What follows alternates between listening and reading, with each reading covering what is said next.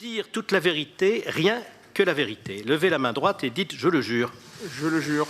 Sibeth Ndiaye, bonjour. Bonjour. La crise du coronavirus en France, c'est à ce jour 212 personnes contaminées, 4 morts. Le ministre de la Santé, Olivier Véran, a dit hier que la menace épidémique se rapproche en France. Alors dites-nous, où en sommes-nous ce matin? Le fait de passer au fameux stade 3 de l'épidémie, est-ce désormais une certitude? Alors, on n'a jamais aucune certitude en matière épidémiologique, mais on doit surtout se préparer à toutes les éventualités. C'est que les masques ne sont pas nécessaire pour tout le monde. Vous ne dites pas que je mens. Et vous savez quoi? Moi, je ne sais pas utiliser un masque. Je pourrais dire, je suis ministre, je me mets un masque. Mais en fait, je ne sais pas l'utiliser. Parce que l'utilisation d'un masque, ce sont des gestes techniques précis. Sinon, on se gratte le nez sous le masque, en fait, on a du virus sur les mains. Bien, mais Sibeth Ndiaye, il faudra quand même que vous vous posiez la question, pourquoi en arrivant au pouvoir en 2017, vous n'avez pas tout à coup réaccéléré la production pour que les stocks se remplissent. Mais ça, c'est une autre question à laquelle vous devrez répondre oui, à un moment donné ou à un autre. Hein. Mais vous avez raison. Moi, je pense que d'un point de vue démocratique, ce sera important qu'on revienne sur toute cette crise et qu'on regarde à chaque moment, évidemment, tous les manquements, légitime dans une démocratie. Mais alors, évidemment, vous le prenez sous les manquements. Moi, je crois qu'on a pris vraiment dès le début la mesure de cette crise. Je me souviens quand on a fait la première réunion autour du Premier ministre, c'était à la fin du mois de janvier de mémoire, le 26, il y avait un tour image qui avait été fait, c'est-à-dire qu'on avait filmé le début de cette réunion, et je me souviens des commentaires un peu sarcastiques sur le thème « Est-ce que le gouvernement n'en fait pas trop ? La majorité va se prendre une veste au municipal ?» Et donc, en fait, ils essaient de nous agiter autre chose. Ça, moi aussi, je m'en souviens parfaitement bien. Donc oui, c'est normal, légitime et démocratique qu'on contrôle l'action qui aura été la nôtre. Faisons-le quand on sortira de cette crise. Ce que nous avons demandé, c'est que quand on va travailler, votre entreprise soit capable de vous donner les garanties sanitaires c'est-à-dire des masques que les entreprises n'ont pas. C'est-à-dire entre autres des masques que les entreprises n'ont pas. Non, je suis pas d'accord avec vous. C'est pas les masques qui sont nécessaires pour les caissières. Alors, nous avions, au moment où nous avons fait le dernier déstockage, qui était un déstockage de 30 millions de masques en direction des hôpitaux, des professionnels de santé, des EHPAD, etc., on avait 110 millions de masques, donc moins 30 millions. Mais comme on en produit 6 millions par semaine, je ne peux pas vous dire à l'instant T où je vous parle, il y en a combien. On explique pourquoi est-ce qu'il ne faut pas sortir. On sait que c'est difficile. Moi, j'ai 3 enfants à la maison et je vous prie de me croire que c'est mon mari qui, lui, fait le confinement puisque moi, je suis obligée de venir travailler. Et c'est pas facile. Et pourtant, c'est un appartement qui est plutôt confortable. Et entendez-vous la grande colère des enseignants, des policiers, des salariés des grandes surfaces, des éboueurs? Rien que pour le personnel soignant, il faudrait des masques dans les hôpitaux publics et privés, les médecins libéraux, les infirmières libérales, les aides à domicile, les ambulanciers, les kinés, etc., etc. Où sont ces masques ? Alors, il faut reprendre depuis le début. Nous avions un stock d'état de masques de 1 milliard de masques chirurgicaux et de 600 millions de masques FFP2, les fameux masques bec blanc. À partir de 2011, c'était donc après la grippe H1N1, il a été considéré que nous n'avions plus besoin de stocks de cette nature parce que les moyens de production à l'échelle mondiale étaient suffisants pour assurer le coup en quelque sorte en cas de pandémie. C'est un choix qui a été fait qui ne m'appartient pas. Donc les stocks ont progressivement diminué et au début de cette crise, en 2019, nous avions un stock de 140 millions de masques chirurgicaux, des masques pour adultes et pour enfants, donc il y en avait une partie qui n'était pas utilisable. Parce que c'était les masques pour enfants, et nous n'avions pas de masques en stock FFP2. Dès lors que nous avons constaté cette situation, c'était fin 2019, début 2020, on a commencé à regarder quels moyens de production on pouvait activer. On a été le seul pays à effectuer une réquisition de tous les stocks existants et une réquisition des moyens de production. Donc sur les 4 usines qui en France étaient habilitées à fabriquer des masques chirurgicaux, on les a réquisitionnés et aujourd'hui elles sont capables de produire en 3/8 6 millions de masques par semaine. On a décidé d'avoir une gestion moi j'ose le dire en bon père de famille, c'est-à-dire une gestion parcimonieuse, en accord avec les sociétés savantes et les comités scientifiques, une priorisation de ceux qui devaient recevoir les masques d'abord. Donc si on comprend bien, en fait, les mesures de confinement les plus drastiques, vous les prenez aujourd'hui et quand on basculera dans le stade 3, il y en aura moins, c'est ça? Exactement, c'est tout à fait la progression qui, je comprends, est contre-intuitive pour tout le monde. Je le conçois parfaitement. Moi-même, je vous avoue que le jour où on a commencé à m'expliquer comment est-ce qu'on travaillait en épidémiologie, c'était il y a 3 semaines, et puis quand ça circule, si ça circule partout, là, on laisse les gens vivre, mais on prend la précaution pour que les plus fragiles soient les mieux protégés. Quand vous êtes dans un stade de foot, vous êtes à l'air libre. En fait, il n'y a pas de transmission par les airs.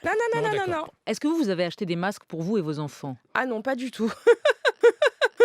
Non, mais vous rigolez, mais là, la question, c'est de savoir est-ce qu'on va acheter des masques ou pas? Parce que les indications sont contradictoires.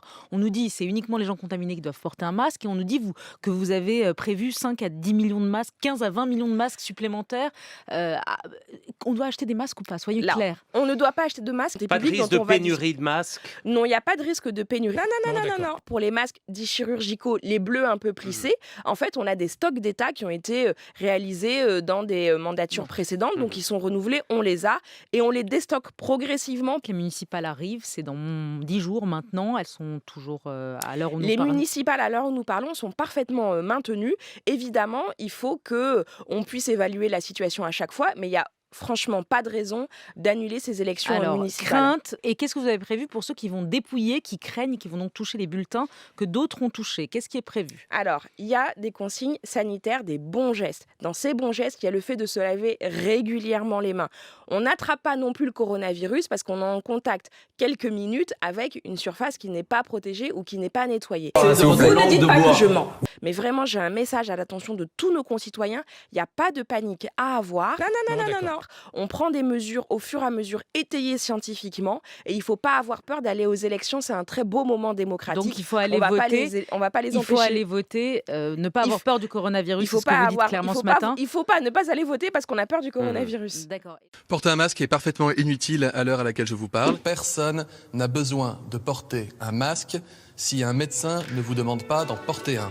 Il ne faut pas considérer que le port du masque serait l'alpha et l'oméga de la protection des personnes. C'est faux. D'abord parce que le masque, il peut être porté, retiré, touché. Nous avons fait jusque-là le choix d'un usage rationnel, raisonnable, raisonné des tests.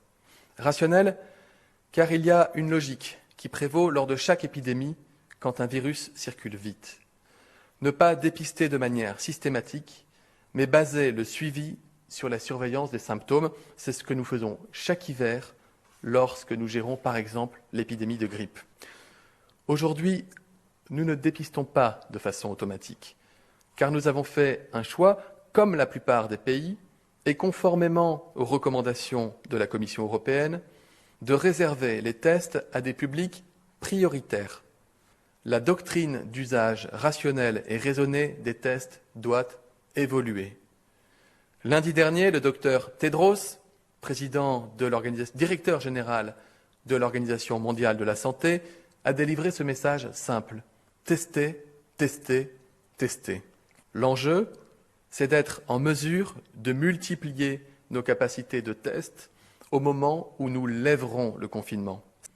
Ce n'est pas sur la base d'un dépistage massif que nous mettrons fin au confinement, mais c'est sur la base d'un dépistage massif que nous pourrions être amenés à accroître notre surveillance une fois le confinement levé. Avant même l'apparition de l'épidémie en tant que telle sur le territoire national, la France a mis en place des dispositions très fortes, inédites, pour préparer l'hôpital, pour préparer l'ensemble des hôpitaux à faire face à la menace, au cas où cette menace s'avérerait concrète. Mais ça veut dire, Olivier Véran, qu'aujourd'hui, les soignants qui sont confrontés dans les établissements hospitaliers ou en ville à des patients atteints de coronavirus ne sont pas suffisamment équipés, protégés et peuvent donc, comme ça semble être le cas en l'espèce, contracter la maladie eux-mêmes.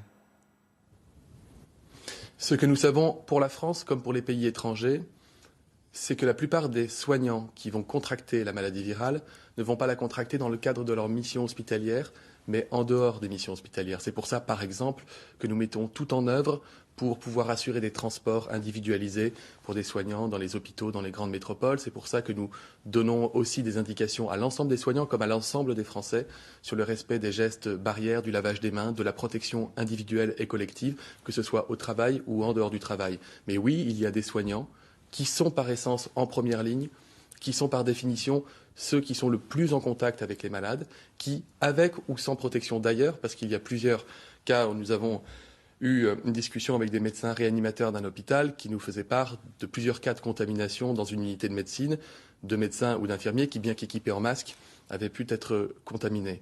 Évidemment, les outils de protection, le matériel de protection, le matériel de protection est absolument indispensable pour les soignants. Mais avec ou sans matériel de protection, ou sans le fait d'être au contact avec des personnes malades dans son exercice professionnel, on peut être malade quand on est soignant. Concernant le port de masque, nous continuons tous à voir beaucoup de personnes dans les rues avec des masques chirurgicaux, des masques de protection de type P2, de type P3 parfois. On peut comprendre leur inquiétude dans cette situation totalement inédite, mais c'est vraiment, je le rappelle, une denrée rare, une ressource précieuse pour les soignants et totalement inutile pour toute personne dans la rue. J'aimerais rappeler que seul le personnel soignant et les malades dans leur chambre ont besoin de porter un masque. Pour les personnes qui circulent non contaminées, il n'y a pas de sens à porter ce masque lors des déplacements autorisés. La meilleure des protections, ce sont les gestes barrières.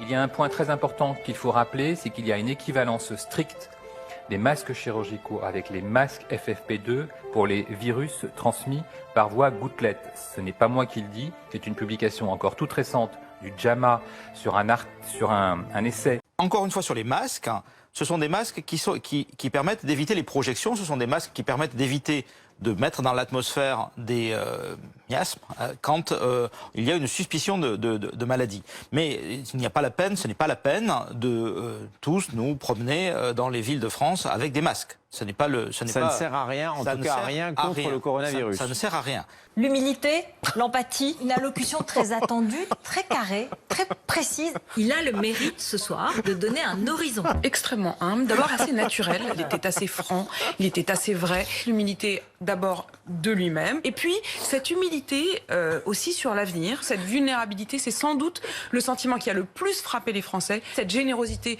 vis-à-vis du reste du monde, parce que désormais on est solidaires. Nous ne sommes qu'au début, mais nous tiendrons. Nous tiendrons parce que nous ne céderons rien. Nous tiendrons parce que nous en avons la force. Vive la République et vive la France.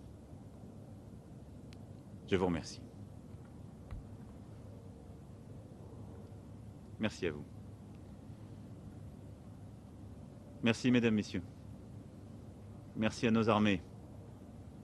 Merci à nos soignants. Toute la vérité, rien que la vérité. Levez la main droite et dites « je le jure ». Je le jure.